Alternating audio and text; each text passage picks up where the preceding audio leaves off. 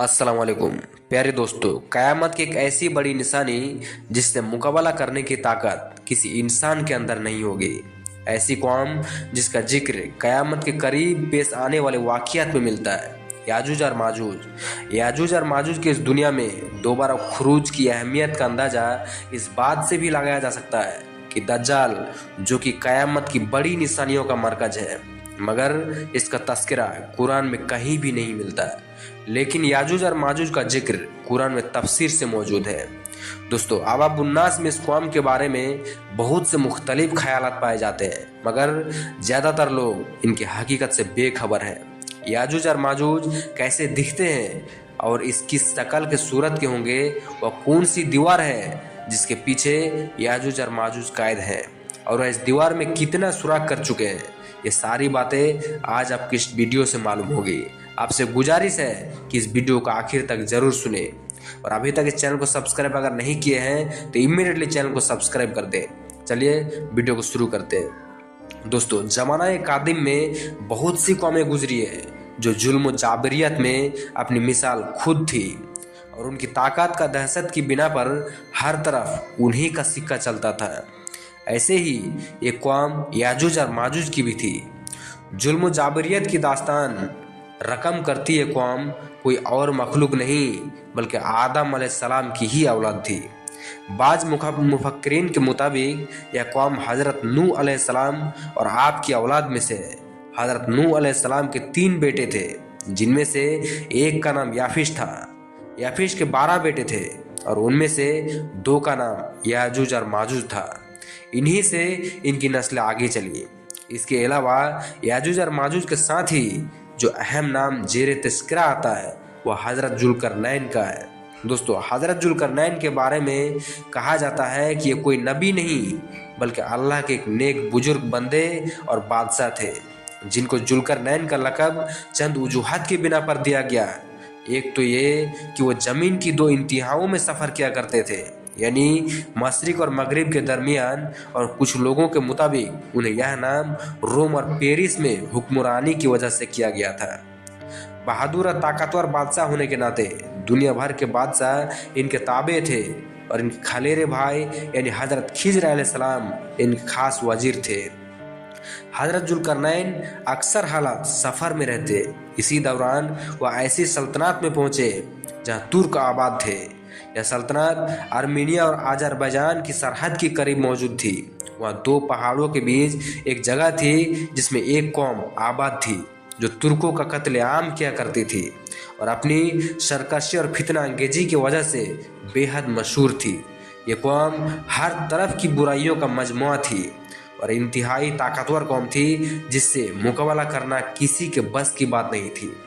इसका जिक्र कुरान करीम की सूरह काफ में याजूज और माजूज और हज़रत जुल्करनैन के हालात बयान करते हुए फरमाया गया है कि जब वो अपने शुमाली मुहिम के दौरान 2 पहाड़ों के दरमियान पहुंचा तो उसे ऐसी कौम मिली जिसका जबान नाकाबिल फहम थी।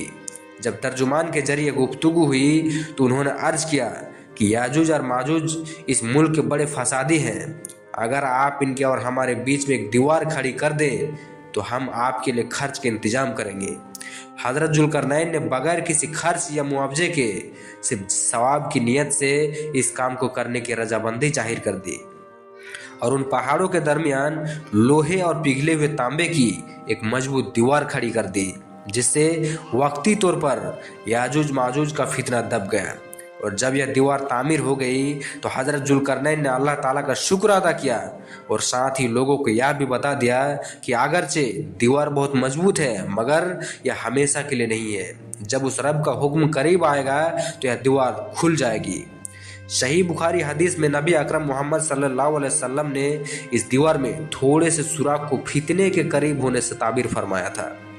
एक और हदीस में आता है कि याजूज और माजूज हर रोज इस दीवार को तोड़ते हैं और कल के लिए छोड़ देते हैं। फिर जब अल्लाह की मशीयत इनको बाहर निकालने की होगी तो वो कहेंगे कल इंशाअल्लाह हम इस दीवार को तोड़ेंगे, और फिर दूसरे दिन वो इस दीवार को निकालने में कामयाब भी हो जाएंगे।